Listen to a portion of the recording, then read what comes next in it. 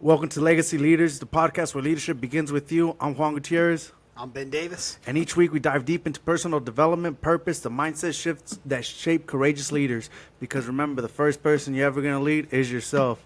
Today we're starting off our first podcast. It's an amazing feeling, something that started from the garage. You know, most dreams start in small places but end up in big events. So it's an honor and a privilege to be able to interview this amazing person who's a mentor to me, a guidance that gave me a lot of knowledge to be able to get to where I'm at in life and keep on growing every single day. How you doing today, boss? I'm doing good, man. Doing good.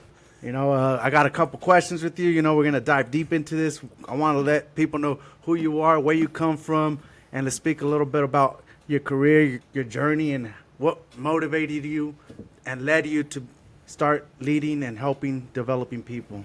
So let's get into it. Let's do it. You know, where does the legacy start? Where did it all begin with? You know, honestly, my leadership legacy started when I was young and getting into things. You know, my childhood was kind of a mix of leadership and trouble, mischief. You know, so the leadership's always been something kind of close to my heart. You know, my family, great family skills, great leadership. You know, but going through things like Boy Scouts and 4-H and different programs that teach young leaders how to lead in life skills, not just, like a sport. Like a bunch of people put their kids in sports, they go out, they try it, only 1% of those kids go collegiate or go pro or go anywhere with it, you know? So doing things like that teaches you how to be a leader and teaches you about community involvement and things of that nature, and that's kind of where it started for me. So tell me about an early experience that shaped you to start this leadership. To start the leadership, something early on, I'd have to say probably, just being a captain of sports teams and then kind of going into a personal side of things. I think that, we all have potential to be a leader, but it's all about the communication and relationships we build around us and how we lead each other, on a day-to-day, whether it's your friends, your family, in your faith, at church. But I think that it's one of those things where I just had to put everything I had into it. I kind of lead with a chip on my shoulder. I always have. Okay, that's right.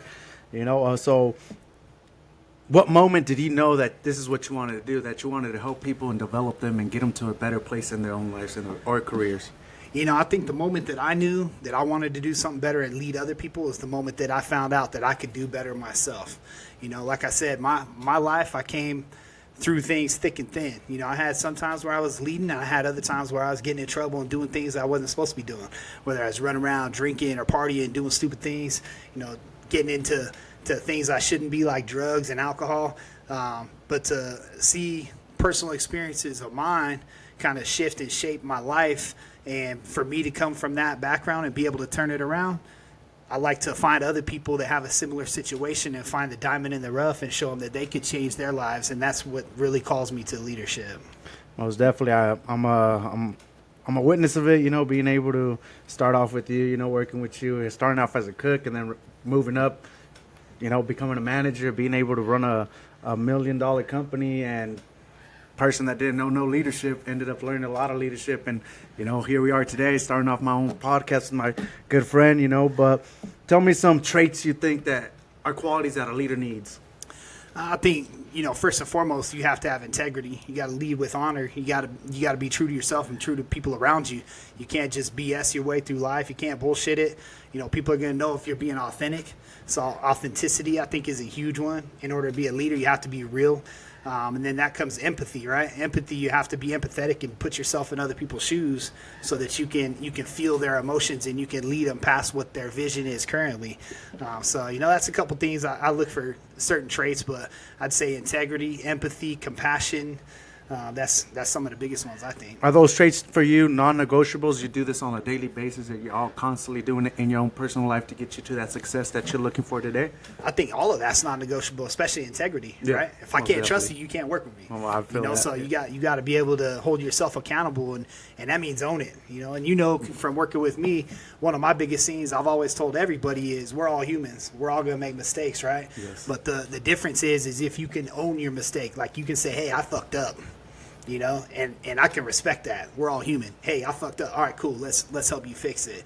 Versus making excuses or blaming other people or anything like that. It's owning your mentality, owning your mistakes, and walking in faith and walking as a man or woman, you know, saying, hey, I messed up. All right, cool. Let's fix it. Let's get after it. So integrity, non-negotiable for sure. And then compassion, that just goes to people. That goes to your relationships in general, right? If you don't have relationships and compassion for people and empathetic stance and put yourself in their shoes, how are you supposed to lead people? You can't. Yeah. Give me some stories, I guess we could say, about your coming ups and being that person before you became that leader, who you were, and how did you, what pushed you to start being a leader, those mentors, or maybe the guidance that you got from the people that you were working with? You know, I think that it goes back to when I was probably a teenager, right? I mean, like I said, I was going back and forth between mischief and leadership. You know, I've always been in a position where people look up to me. It's probably something to do with my charisma or my personality. You know, I'm kind of the life of the party, so to speak. But that goes both ways, you know, because people lead me in trouble and people lead me in leadership, you know, and they follow me whether I'm doing right or wrong, you know, because it is a charismatic thing. And it's just one of those qualities I have to draw people to me. But I think early on in my life, I think a big part of it was going through some of the trials and tribulations I had. You know, I've had one of my best friends shoot himself, you know, in the chest after an incident where he was probably going back to jail and he didn't want to go back, you know. So he left a suicide letter, and basically he did it in the chest so that our friends, our group of people that were close to him, could learn from that, so we could see his face in the casket and not make those same mistakes. So that's something that kind of turned my life around. And then, you know, probably 2008, I had one of my best friends overdose, you know, and that's a realization that you have when you see your friends that you're so close to, and you're like, man, that could be me. It's an eye opener for sure. It's an eye opener. So it's like, I got to change something, and that's when it's a non-negotiable. You either live up to that and you change, or you die, or you go to prison, you know. So when that's the three options on the table, I'm gonna change. No, most definitely. And then I'm gonna bring people with me. Yep. That's the whole goal. I'll give an example. You know, you gave me a book that changed my whole life and my way of thinking. Chop Wood, Carry Water. It was an amazing book. A person that didn't have patience, that wanted things done the fast way. I wanted to skip the process, the progress, as you know, the struggle, as we say, you know. And just like you gave me that book, was that a person that helped you out while you were coming up in your career? Yeah, you know, I think we all have to have some sort of mentor, right? My personal opinion is you have to have more than one. You know, there's mentors all around you, whether it's a boss, whether it's your friends, whether it's someone at your church or your faith. It could be family, right? I got an older brother. You know, I always looked up to him, but he was on the opposite side. He was never really getting in trouble, never getting in mischief, right? And then obviously my dad was a huge inspiration in my life. You know, raising 3 kids by himself, that shows work ethic. In a time where you know, moms took custody of kids and dads were nowhere to be found. Here's my dad raising 3 kids by himself, and my mom nowhere to be found, right? But I think in my career, one of the guys early on that kind of got me going was a general manager I had. His name was John Vingo. And he was, you know, 25, 26 years old, young man, charismatic. But that guy, you know, he would get back on the cook line with you. He'd start cooking with you. He'd be rapping Tupac, you know. But he was inspiring. But at the same time, he kept his head high and held his standards even higher, right? Like if we had something, like we were number one in Secret Shoppers at the time. We were number one in food costs and number one in sales and all sorts of stuff. So you see the accountability came with the fun, you know, and that's kind of what my mentor back in the day, you know, and I kind of took that leadership style from him a little bit, where I can have fun and I can rock out with my guys or my girls and have a good time and party and, you know, work hard, play hard, so to speak, and hold those standards high at the same time. And let's talk about, it's, you know, we have success, but what were some of the failures, or not failures, but mistakes that you committed that made you realize, okay, I'm not going down this path and this is what I'm going to do so I can lead my team to get to that next level? You know, I think learning is failure. I think everybody looks at failure as something that should be frowned upon. But I think when you make mistakes, that's where we grow. You know, they say you grow through what you go through, so to speak, right? And it's one of those things where mistakes in particular I've made. I mean, I've had plenty of legal issues, you know, whether it be a deferred sentence on an assault, getting into, you know, scrapping with some people over dumb stuff, you know, and it's not worth it, you know. So, but that's on a personal side. But work-wise, I mean, I've made plenty of mistakes. You know, I got fired one time, and, you know, I was smoking weed out back of a restaurant, you know, and I was caught smoking with my buddy, and the GM came out and he fired me and him, and you know, being a young hothead saying, you know, oh, I'm the best, you can't fire me. And I even told that GM, I remember when he fired me, I told him, I said, man, you're making a mistake. 3 months from now, you're going to be gone, and they're just going to call me right back. You know, and I hate to say it, but 3 months later, that dude was gone, and they called me right back. So that kind of added to my ego at the time. You know, I thought I was untouchable. I thought I was awesome, but I can tell you, it did humble me a little bit, knowing that I'm not number one, and there's always people out there better, and you can't do it alone. You got to do it with other people, right? I mean, you wouldn't be sitting here today if you didn't have people around you that help mentor you and help bring you up, right? So, and that's family, friends, whether it's your religion, whatever it is. There's got to be that centering force that helps us ground ourselves and humbles us a little bit, you know, because I mean, ego is the enemy for sure, you know. And we were you're talking about ego. What were those humbling moments that made you drop down that ego to realize, okay, I'm human, I'm gonna make mistakes, but I want to get to that next level in my career?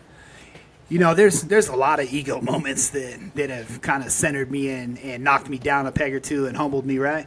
I mean, I was a young leader, and I remember getting fired for that smoking weed incident, you know, and then after that, you know, coming back and really, you know, breakups of relationships will humble you fast, right? Whether it's a long-term relationship or you're married and go through a divorce or whatever, that was a very humbling moment for me going through my divorce. You know, I think sick family members will do it to you, right? So I think that experience something with my personal family and a cancer issue, I think that was a humbling moment for me, you know, and they were not untouchable, right? Losing close friends, you know, whether it's drinking and driving or you know, something like that. It's a humbling experience. There's lessons to be learned all around us. You just got to be open to seeing those things, you know, and putting yourself in a position where you can learn from it and not just get stuck in the rut and just beat yourself up, because everybody's going to make mistakes. Like I said, it's how you deal with it. It's how many times you get down. You know, you get knocked down 10 times, you get up 11. That's the people that are going to succeed, because they don't see failure as an ultimate end game. They see it as a learning experience, pick themselves out the dirt, and go back to work. Yep. It's a mentality. So what are those habits that get you to the place that you want to be, to get to that success in life? What are those habits for you, and how can you share that with the people listening to us today? You know, I think one of the biggest things for success in habits, a habit isn't anything until, you know, you reach a certain point, right? They say it takes 26 days to be a habit, whatever. Yes. But those habits, they're a derivative of your daily routine. You know, everything comes down to discipline, right? So, you know, the great Kobe Bryant would talk about discipline versus motivation. Motivation comes and goes, right? Discipline is something that you have to instill. It's a mindset. When you get up in the morning, discipline is, oh, I'm sick, too bad, I'm going to the gym anyways. You know, motivation, you get up and be like, oh, I'm sick, oh, tomorrow, right? So discipline is something that you hold yourself accountable to the goal and the plan no matter what the situation is.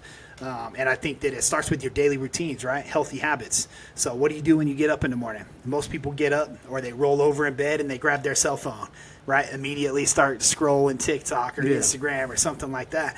Where, you know, I get up, I eat something, I kind of read, I get some coffee. You know, reading is a big thing for me. I think that, you know, obviously you talked about earlier, I gave you a book, right? Yes. Somebody turned me onto that too.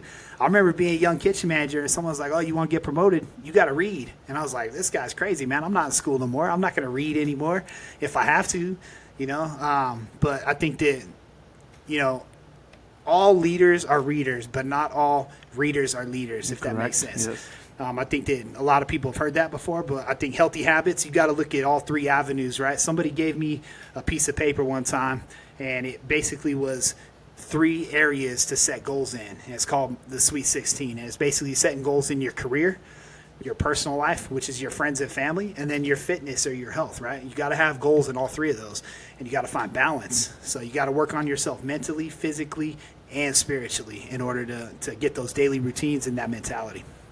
Let's talk about a good word that we always talk about, you know, legacy. What does legacy mean to you, and what have you done to be able to get to that point in your life where you're trying to get that legacy left? legacy to me is leaving the world better than you found it, right? Legacy is your name living on, not just past one generation or two generations. We get to that point and our kids remember us, right? Yes. And our fellow friends and family are going to remember us.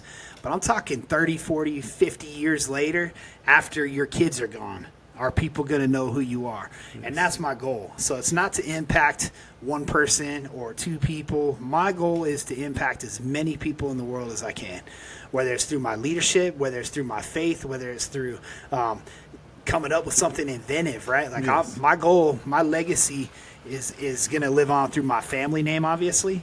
But I think legacy comes down to what you do in the world to impact it for the better. Most definitely. And speaking about leaving that legacy, what are some of the habits or traits that you show your kids so they can start following those footsteps and want to leave their own legacy in their own life? It starts not just with my kids, right? Again, my legacy is to impact as many people as possible. So, do I spend a little more time with my kids? Absolutely. That's my why. That's my reason, right? Yes. So I'm gonna spend time with them, teaching them, coaching them, mentoring them. But I'm just dad, right? To them, I'm just dad. Yeah. So sometimes it's like I try and tell my kids, and I go, another lesson, another dad moment, right? Yes. So it starts with me by impacting everybody around me, not just my kids. So, and that starts with community. We can't do anything without everyone else around us. Yep. The world is going to be impacted. You may think like, I'm going to litter, I'm going to throw this bottle on the ground. It's not going to matter. But if everyone in the world has that same mentality, what's the world going to come to you? So I try and teach my kids, number one, be kind, treat everybody with respect. I teach my kids don't lie. Yep. That's one I talked about earlier with the integrity thing. I think it's very important to be honest no matter what. So my kids are going to mess up. They're going to make mistakes. I don't expect my kids to learn from my mistakes, right? Like they can see stuff that I've done and be like, oh, Dad did that. He told me about that. But let's face it, if we all learned from our parents' mistakes, we wouldn't have gone through the stuff we went through probably. Yeah, most definitely. Sometimes, like you just said, our dad comes to us, starts telling us these stories, and we're like, man, you're just trying to tell me this because you don't want me to go down that. Until we get older, and then when we actually go through that, we're like, first person we think of, our parents. Damn, they really told me this, man. I should have listened before. But yet again, I always tell people from the mistakes that I committed, that I made, I learned a lot from it, and I was able to get better and become a better person and show people, okay, hey, don't go down that path because, hey, you're going to fall. And guess what? You don't want to fall. But, that's some great information that you give us. And let's talk about this book that you wrote. It's called Elevate, The Art of Purposeful Leadership. What made you want to write it? What was that idea that pushed you to start writing this book? So I started writing that book just on and off, just doodling in my phone, making notes. Like I said, I read a lot. I take a lot of books and read a lot of different leadership and personal development and try and just learn from other people. I'm like a sponge. I'm constantly just trying to figure out, the world and success and how you make that legacy. Like we talked about, how can I impact more people? So the more I read, the more I learn, the more I can impact is what I kind of think. And so me writing a book, this first book, this is more like the principles of leadership. It's not really there is a couple stories in there from my past and a couple practical use things, but it's more of a, like, here's the principles and here's the values and here's the morals of leadership that I see as important. But I started writing it really, and I wanted to keep it to like 120, 130, 140 pages, right? Because when you read some of these leadership books, they're like 400 pages. Yeah. I don't know about you, but I get into them and I read some of these books and I'm like 3 chapters in, I'm like, nah, I'm done. I put it down. Yep, most definitely. So I wanted to write something that was like quick, to the point, fast. But I started writing it because I had some time on my hands. I was going through some personal stuff. Like I said, I had a close family member is actually my wife, diagnosed with cancer, a couple years ago. And so sitting down and kind of thinking about everything, right? It kind of puts everything in a world in perspective.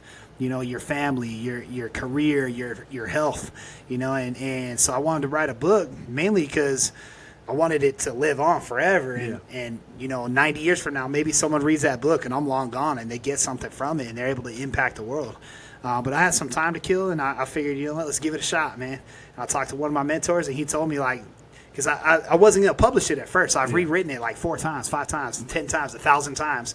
And he told me, he's like, you're never going to be happy with it. Just write it. put it out. If you don't like it, make a second edition. If you hate it still, write a different book. Yeah. You know, and that's kind of where I'm at. And that's why I wrote it. You know, sometimes they say that the biggest critic in our life is ourselves. Sometimes we expect perfection, knowing that we're never going to be it, but we want to be to that next level, you know. So sometimes we're going to criticize our own selves when we're going through that process, but sometimes the way we left it is perfectly fine for a person that's out there. Like you just said, you're trying to leave that legacy, impact people. Maybe that way we wrote it is going to impact someone's life, and we don't even know about it yet.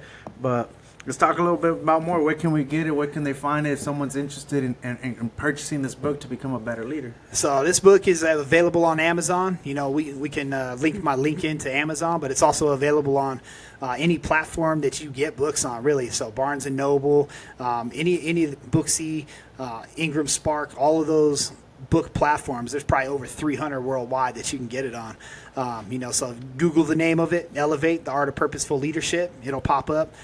We can tag a link to the Spotify possibly, but you know, that's where you can get it pretty much anywhere. And I'll be doing some author signings and things of that nature at some local bookstores, libraries, hopefully some schools. You know, I'd love to get into schools and talk to youth, and honestly, I'd love to take you with me and tell your story. I think it's huge, right? Like definitely. The impact you can make on some of these young minds with your story and what you've been through is going to be an impact to kids and generations to come. Yep. You know, this is step one, podcast number one, man. Yeah. Write it down. Yeah, I was here is- for it. This is podcast number one. Like I said, you know, this is an amazing person in my life that's helped me so much. And like you said, I've gone through so much, and just his experience and his knowledge that he's given me to get to that next level in my life. And I've been able to accomplish a lot of stuff, you know, and I'm still growing. I'm still going after it. You know, this is my biggest dream, is to inspire and motivate people just like his is. You know, we're here to serve people, and we're here to give them the best of us so they can become the better version of themselves, you know. And if you're not here to help others, well, guess what? You're not doing the right job. But how did you feel when you wrote this book and you published it and it actually went out to the whole public? You know, it's surreal. Emotions? It's surreal, man. It's crazy because, you know, it started off me just jotting notes in my phone, you know, and me getting ideas in my head and taking things that I've learned and say, oh, yeah, that's a good one. I got to write that down. But not just write it down. It's like, hey, who can I share this with? You know, and that's kind of what the book was. It was a culmination of, you know, several years of me putting things down on paper and then just trying to organize my thoughts and get it ready and get it out. But when I see the book, man, I'm proud. You know, do I think it's perfect? Nope, sure don't. You know, like I said, I can rewrite that book 1,000 times. And to be honest with you, I've already started a second book. I hope y'all ready for it. It's Yeah, gonna be an get amazing ready. book. It's another one coming. You know, I don't want to give any timelines or anything like that because then y'all hold me to the fire. But Yep. you know, it's in the works, and I'll be honest, I got a little message in there from Juan himself. You know, he wrote the foreword for my book, so I'm excited to put that all together in another project, and hopefully within the next year we'll get it out. Most definitely, you know, and with the career that you have, how do you impact people? How do you get those people to the next level in their own careers? Because I can speak personally that you've helped me get to a high level in my career, but I decided to take that venture and bet on myself because I know there's more for me than being stuck in a wall for now, you know, because I really want to chase after this dream, you know, because I don't want to live with that what if. But what are some of the things that you do to help those people, just like you helped me, get to that next level that they're seeking for? You know, I think the career itself draws people from all over, right? Like restaurant industry is a culmination of people that didn't graduate, right? Yep. They're like, oh, I'll go into restaurants. Either restaurants or military, right? And so restaurants are naturally a location where you get all walks of life. You know, where there's people that have done a career and they retire and they're like, hey, I just want some side money. You got kids that are going to college waiting for their real job, Yep. you know, or their opportunity. And then you got people that don't know what the hell they're doing. Yeah. They just show up. They need a job and we hired them. So, you know, for me, it's really about catering to the individual's goals, right? One of the first things I ask people when I hire them is, hey, what's your goals in the next 3 to 5 years? Mm-hmm. You know, if you sit down, you're like, oh, I don't really know. That may be an individual that I cast a vision to and show them how to be the best version of themselves. If you say, hey, I'm going for nursing, hey, congratulations, let me help you get there, right? Like my goal is for you to succeed in whatever you want to do, whether it's my restaurant, whether it's my business, whether it's a completely different career path. I want to see people grow as individuals, Yes. and that's really what it comes down to. So when I impact people, you know, the first thing I tell them is, hey, I'm here for you. You're not just a number. And I think that goes back to the emotional intelligence part of it, and the empathy and the compassion, and casting the vision. You know, sometimes you got to show them the belief that they don't even have yet, right? Like when I sat you down as a good example, right? I say, hey, man, what I say, you want to keep looking over your shoulder for the rest of your life? Yes. Do you want to worry about drugs and alcohol or getting arrested or going to jail? I said, or do you want to be a leader because you got charisma? People follow you, right? And I saw a lot of me and you, you know, you're 10 years younger than me. I made those mistakes already, and I seen the potential you had, and that's, you know, what I stuck in your head is I planted that seed and said, hey, let's go. You can do this. Look at the life you can create, and I cast vision. So that's kind of how I impact people, man, and it's not about my business or your business or your school or anything like that. It's, hey, let's change who you are as an individual. Let's teach you the morals. Let's teach you the integrity, and you can do anything. Like you said, you can walk away from this business and you can go and chase your dreams because now you know who you are. You know what your purpose is. And you telling us that is amazing because, like you said, a lot of us are lost in the world currently. We don't know what we want, what we're seeking for. We're just living day by day, running that rat race, you know, constantly doing the same thing every single day, and we don't know. And sometimes we need that person, like you came to me and pictured. You paint that picture for me, and I realized it. You know, going down that wrong path, you gave me an opportunity to be able to change my life and able to grow as a person, and not only as a person, but grow in this company that I was with, that I'm currently still am, but it helped me grow and realize I was worth more than who I thought I was. You know, and you know, sometimes we need that guidance, and you know, throughout this whole 6 years of friendship, you know, it's been something amazing for me, you know, being able to speak about it and just having you sitting here in my garage for now, you know, it's going to be bigger things, but, you know, sometimes you need that mentor, that person, you know, and don't think it was all fun and games. We've got into some arguments, you know, we've gotten into, you know, some heated moments, but we knew at the end of the day, if he was right, hey, you know, you're right, bro. I own up to it. Like you just said, you know, owning up to your mistakes, you know, gives you more respect towards the other person you're talking to, or, you know, having that communication with. It's all about the authenticity, though, right? I mean, you gotta call it what it is, man. Call a spade a spade. You know, so I'm not afraid to hold people accountable. Like, you fucking up, I'm gonna say, hey, why you messing up? You know, but at the same time, when you're doing good, I'm going to pat you on the back. Or when you're down and you're beating yourself up because you said we're our worst critics, right? We are. So sometimes you're beating yourself up, and not you, but people in general, they're beating themselves up. And it's like, man, this is number 11. You already been knocked down 10 times. Get up. It's number 11. Get your ass up. You know, so sometimes you just got to be that authentic person and that leader and mentor and call them on their shit too. You know, it's not all rainbows and butterflies, pats on the back and good feelings, right? Like, there is the mentorship part of it that, you know, is the inspiring, the casting vision and really motivating people to go after their dreams. And then there's the dark and ugly side that nobody talks about, and that's accountability, right? That accountability is like, hey, come here. Let me pull your head out of your ass for you, right? You're fucking up. It's time to get your mind right, you know. And there's two types of people. There's the type of people that are gonna make excuses, and then there's the type of people that I talked about earlier that are human, that are gonna own it and say, yeah, you're right. I messed up. Time to fix it. You know, let's get after it. And there's a funny story about that. I'm gonna share it first time ever. You know, that experience he was just talking about, getting your head out your ass and all that stuff. This guy right here fired me because I was doing stuff that I wasn't supposed to be doing, that I knew I wasn't supposed to be doing, you know. And a good friend, mentor, fired me, but I could have done two things, like you said. I could have drilled and been in my room and chased the bottle and go back to my lifestyle.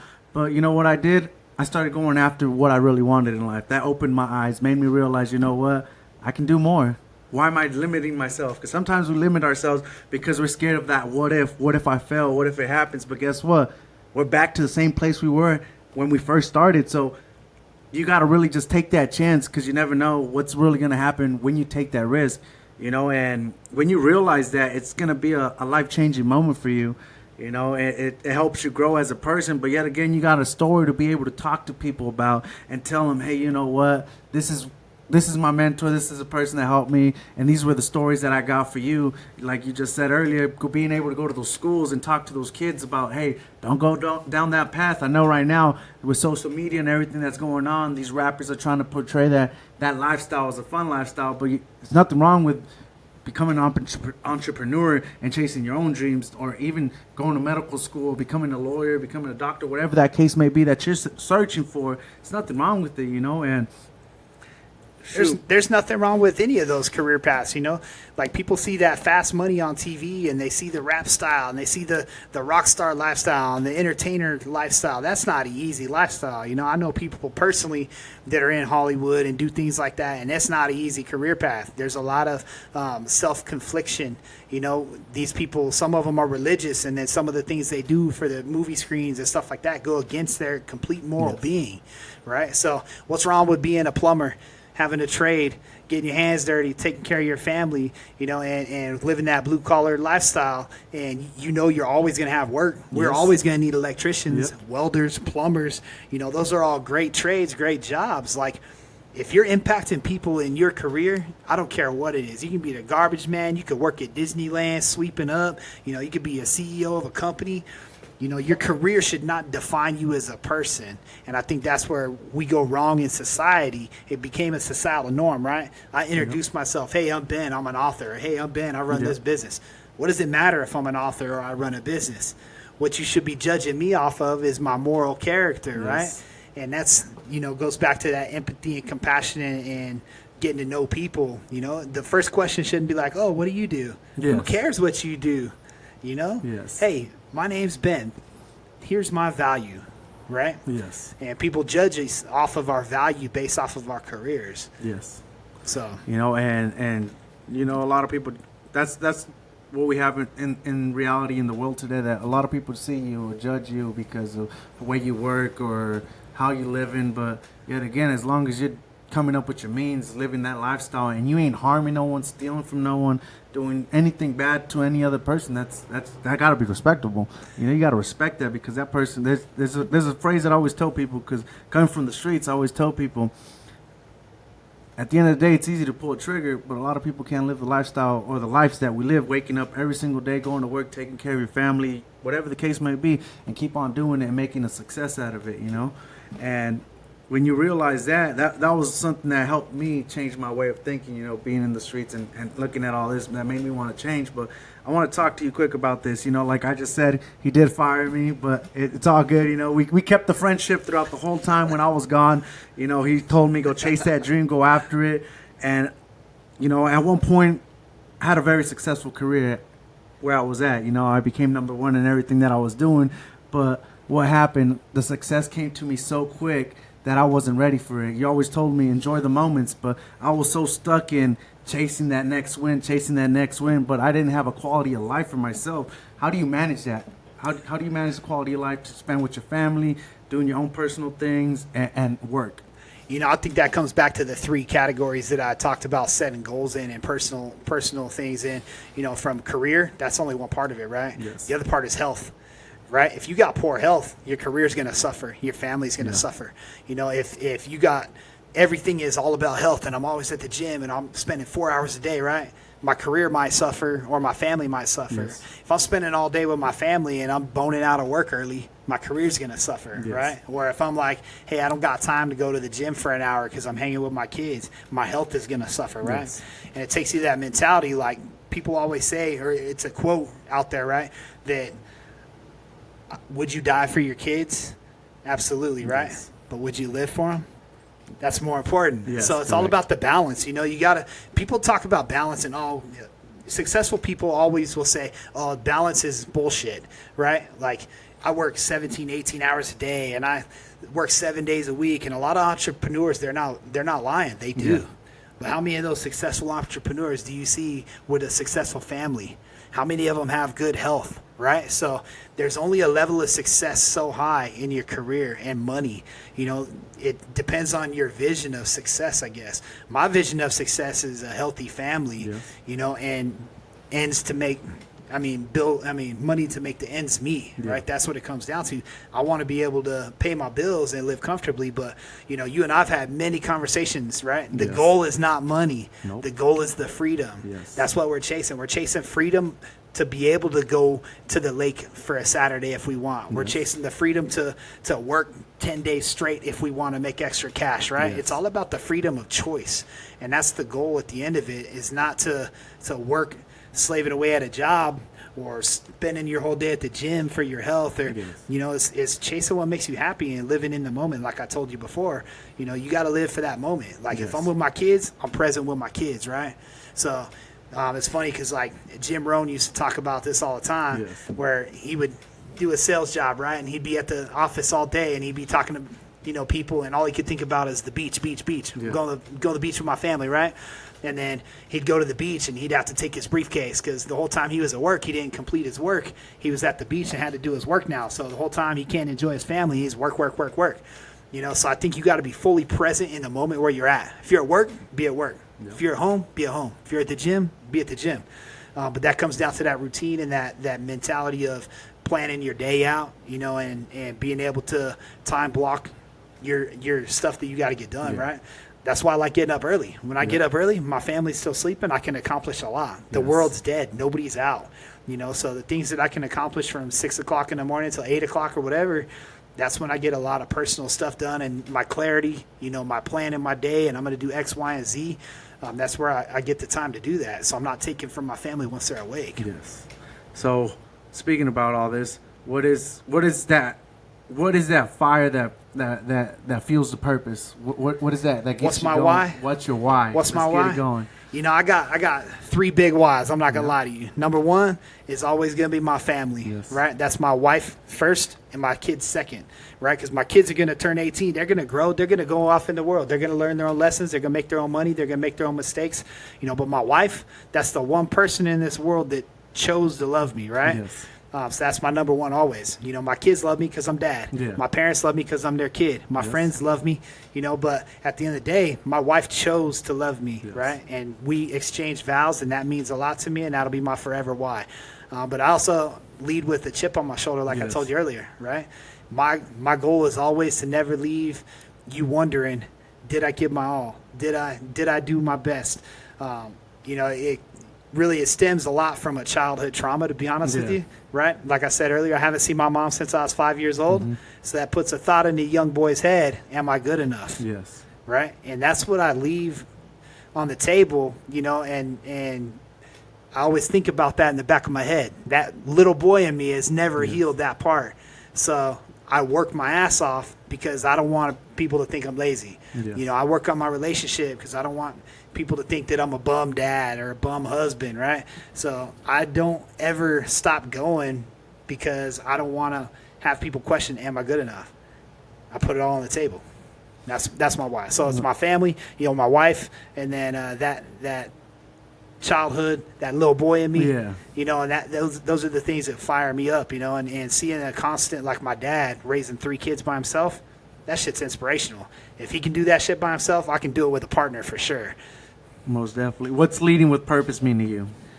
Leading with purpose is casting vision and making impact, I think, right?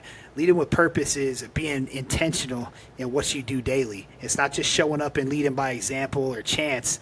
Leading with purpose to me means you have a plan and you have a goal and you see the potential in other people and you sit down and give them the fire to meet those goals with you and bring them up, right? It's a lonely mountain at the top if you're by yourself. Yes. Extend your hand, bring the next guy up, help him out. Let's all celebrate at the top of the mountain. I think a lot of successful people don't do that. They get themselves at the top and they shit on their family and friends and leave them in the dark, and ghost you. And that's just not who I am. I want to bring people with me. And so leading with purpose to me is making an impact in the world and showing people that you can do it and follow your dreams and chase them and really put the work in and put the effort. Don't just day to day. Don't let the day run you. Get up and make a plan and run the day and lead it with purpose and draw the crowd with you and take people with you. And what does growth look like when no one's watching? Because everybody nowadays wants people's knowledge, want them to look at them that, hey, I'm doing this. They need that the people watching them, you know?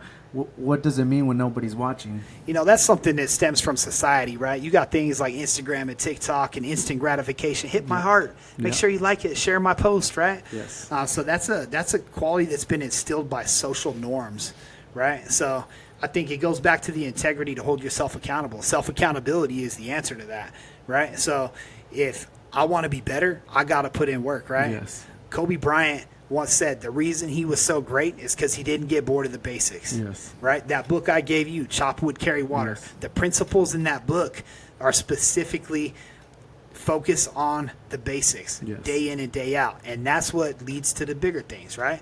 If you can get 1 inch every day, you know, or say you can get 1% better every day, Yes. that's 365% better every year, Yes. right? So I think that self-growth when no one's looking, you know, you gotta center and realize that you're not gonna go from the janitor to the CEO overnight. Most You gotta definitely. put in work. You gotta fail. The journey is failure. That's where the learning comes from. If you can't fail, you can't learn. You're never gonna be the CEO of your own life.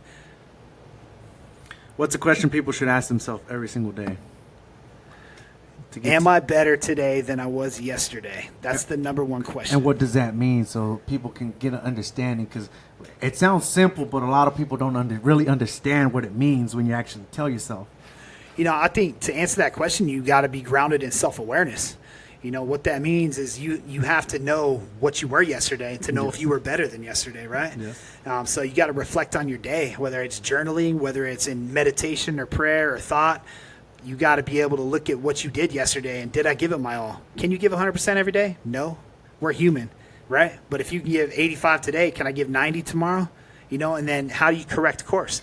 Do you stay down when you're down in the dirt? Do you stay down? Or do you say, you know what, today I'm not better than I was yesterday, but there's always tomorrow. There's that sunrise tomorrow, right? Every day we get a new chance to be who we are. If you don't like where you're at in life, move. Yep. You don't like your job, quit and get a new job. You don't like your relationship, hey, break it off. You know, don't be shallow, don't be a cheater, don't waste time, right? Like, you only live one life. If you don't like where you're at, change it. That's the biggest thing, you know, am I better today than I was yesterday? You know, that's a lifelong question everyone should be asking themselves. And I think a lot of us get stuck in the mundane of day to day, Yep. and you just kind of coast through life. But how many years are you wasting coasting if Yep. you're not asking yourself that question? And what's something about leadership that people often misunderstand or misunderstood? They don't, you know. I think leadership is most misunderstood when you become a boss or a leader and it's like, hey, do this. Hey, do that. That's not a leader, right? You're just commanding, you're dictating your presence. You're you know, power stroking, so to speak. You're posturing. I think that leadership realistically needs to be like a servant leadership mentality. Yes. You talked about it earlier. We're here to serve people. We're here to serve a bigger purpose, whether it's our faith, our religion, our God, our family. You know, I think that when you lead with servant leadership and you put it on the table for other people, whether it's in your relationship, at work, in your faith, I think that that's what gives us the true happiness in our hearts, is when you do things for other people, you're happy, right? Yes. When you chase money, you're not happy. It's an empty, hollow feeling. Yes. You know, that's why I like watching Deion Sanders and Coach Prime. most You know, definitely. he talks all about Great- it. Like, great I had all the content. girls, I partied, I Yeah. did this, I did that. I had all the chains and nice cars, and he didn't find his purpose until he found God, until he Yes. found Jesus, right? And now he lives his life for that, and he's constantly big old smile, Yes. right? And so- Helping the youth, helping those younger college players that want to get to that next level. He's always there, even his quotes on a day-to-day basis. It's something that fires you up if you read it in the morning, you know. And like you said, a lot of people misunderstand that leadership role because they think well, I got a manager position, I'm gonna tell you what to do. But like you always told me, lead by example. If you wouldn't do it, don't tell someone else to do it, you know. And that stuck with me a lot, you know. And that knowledge of you giving me that leadership helped me develop, because I was once, believe it or not, I was once a hated person at my job because I was an asshole. You know, I told people straight up blunt how things were, and I didn't really care how you felt, you know. And being able to get that guidance, understanding that I couldn't get to that next, and this is something that took me a while, a long time to understand. I can't get to the top if I don't have people back me up. And, a lot of people misunderstand that. They think because I got a title, I can tell you what to do. Or why? Because I'm your boss. But sometimes people won't back you up. What if that moment that the CEO comes down and says, hey, what do you think about this person? Because we're thinking about promoting them. What are they going to say? That guy's an asshole. And you just killed your opportunity to be maybe the next person up there. And that's when you got to realize that being a leader doesn't mean being a person with the title, because that's just growing your ego. When you understand that it's just growing your ego and you're not really helping yourself, you're actually making yourself worse instead of actually helping people out. I'll tell you firsthand, being able to talk to people 5 minutes, 3 minutes out the day, asking them, hey, how are you? No, don't worry about work. How are you? How's the family? Those conversations right there is what helped me get to that next level in my life, and having those people when I needed anything, they were willing to jump for me, and that's a very important part. Like I said, this book has a lot of that information in there that can get you to that next level, whatever you're seeking with. It could be your family, it could be your career, it could be just trying to create your own legacy, and tell me some of the books or authors that you read that helped you, inspire you, that fuel you to get to that next moment. Oh man, there's a lot. There's too many to list probably, but I think Stephen Covey's one. Napoleon Hill is definitely one. Jim Rohn is one. I like to read biographies of people, whether it's presidents, coaches. Nick Saban, the college coach for Alabama, super inspirational. He talks about how mediocre people hate high achievers and high achievers hate mediocre people. And holding yourself to that high standard, no matter what, whether anyone's in the weight room with you or not, you give it your all, right? So there's a lot, that I've read over the years from multiple authors, but I think that it's one of those things where you can't read enough, and everybody brings something different to the table. Every book I've read in my career, and ever since I started reading and somebody turned me on to that, I've gotten something out of every single book. It doesn't matter how long it was, how short it was. One of the best books I ever read was like 70 pages. Yes. And it was one of the best books I read because it was literally a short author book. It was called Go Getters. Okay. And it just talked about not rolling over and giving up. Yes. It talked about this guy needed something from this store, and it was in a window, and the store was closed, but he had to get it, and they were closed for the weekend. And if he didn't get it, it was going to be a problem. So he had to think outside the box. So, trying to call the guy that owned the store to open it up, and he wouldn't do it. And, at the end of the story, the guy ends up breaking the window.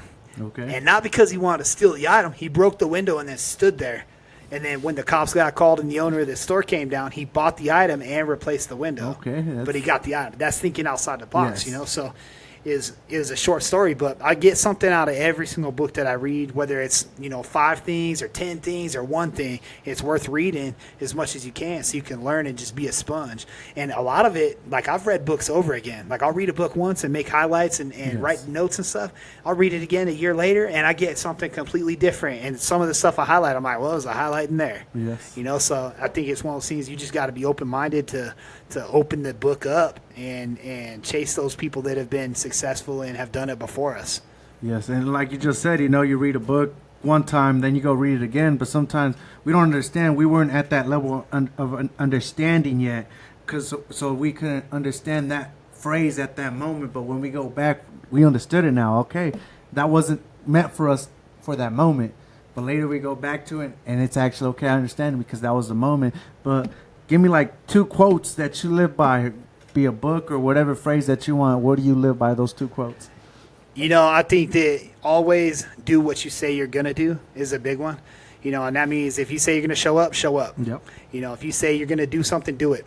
So don't overpromise and underproduce or overachieve, right? I think that you gotta mean what you say and do what you say you're going to do. Yeah. And that comes down to that integrity piece of it and the discipline that we talked about earlier. But be kind. Simple. Yeah. 2 words. Yeah. Be kind. Take other people with you.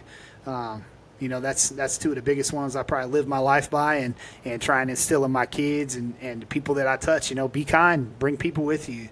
And you don't know what their day look like. You don't know their story. We all got a story, right? We always got our downfalls. Mine doesn't mean it's any worse off baggage than yours. Yep. right? Yours is important to you at the moment. Mine's important to me at the moment. So instead of being like, oh, Juan's an asshole, Yeah. right? It's extended hand. Hey, brother, come here real quick. What's going on, man? I can see you're not yourself. Instead of writing you off for what it is, try and get to know people and touch people's hearts and lead with that integrity and compassion. And I think you'll be wildly successful. And I'm not talking money. Money Yes. will come and go, right? You can always make another dollar, period. Yes. Especially if you have some sort of skill like we talked about earlier, whether it's cooking or plumbing or electricity. If you can work with your hands, you can make money no matter where you're at. So I think that success comes down to fulfilledness and happiness in your heart. Did I do good today? Did I impact somebody's life today? Am I leaving that legacy that I'm trying to leave behind? There's that phrase. It's success is not determined by the amount of dollars, but it's determined about who you are and what impact you left in this world. Because like you just said, money comes and goes. We can make money wherever we go. We can go collect some cans and we made some money.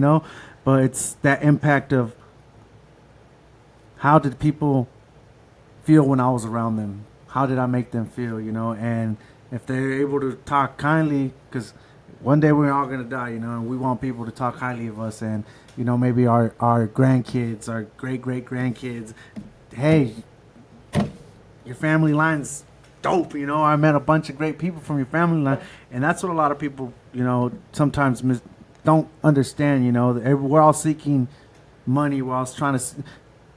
The definition of success is different for everybody, But Absolutely. they say, if your success is worth money, then you're never going to be happy in life, because you can be the most richest person in the world, but if you're not happy with inside who you are, who you have around you, well, money doesn't mean nothing, And that's what a lot of people mistake sometimes in this generation today, But if you could tell your younger self something, what would it be?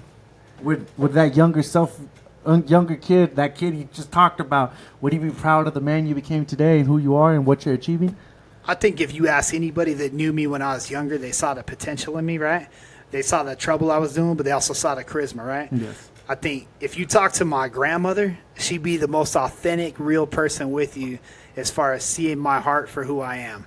She'd be the one person that could tell you more than anybody who her little Ben is, right? Yes. And I think telling myself anything when I was younger, I don't regret anything I've done. Because like we talked about earlier, all my shortcomings, all my failures, all the stuff that I've been through in my life is who built my character to who I am today. So I think the younger me looking up now, just wrote a book on leadership. Yes. I have a beautiful wife. I got 4 beautiful children. I'm decently healthy, right? I think that I wouldn't tell myself anything. I'd probably pat myself on the back and be like, you got it, kid.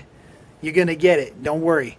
And that's kind of the same message that I send to other people when they're down in the dumps or, they think they've got it all terrible and life sucks and this and that, and I think like for you as a good example, right? When I met you, you had some rough things going on, Yep. right? You were going through a DUI issue. You have a whole story to tell, and I won't Yes. get into it because that'll take too much time, and that's Yes, your yes, story yes. to tell. But I would look at you and say that if you didn't go through that, you wouldn't be sitting here with me doing this right now. Most definitely, I would have probably been locked up, dead, or in the streets. It's something that, so like I said, sometimes you need that guidance and leadership in your life, But let's shut it out with. Let's give the audience your information to look you up, so they can find that book that you're talking about, the next events that coming up, that next book, the next content that we might be dropping soon. Let's let them I would know. say, first and foremost, stay tuned to this Legacy Leaders podcast. This is number 1. We're going to do several more, led by Juan himself, Juan Gutierrez, leading Legacy Leaders podcast. If you want to pick up my book, Elevate, The Art of Purposeful Leadership, you can grab that online. Any online retailer will have it. I will be doing a live author signing event at a Barnes & Noble up here in Victorville coming up. I haven't solidified the date on that yet, but we can share that coming up. And then also, if you want to check out my website, you can go to emeraldgreenventures.com. Again, that's emeraldgreenventures.com. Or you can shoot me an email at emeraldgreenventures@gmail.com. And that's the contact info. Or you can follow Elevate Your Edge on Instagram or TikTok. I have social medias going for those as well. You know, it's been an honor, a pleasure to have you here, interview you. So I know who you are, but I want the world to know who you are, your story. And when you see this man maybe in the future on stage speaking and telling a story about his books and about everything that he's gone through, you can say, hey, I found the first on this podcast. You know, until next time, stay grounded, stay bold, keep on building the legacy only you can build. Peace out. Peace.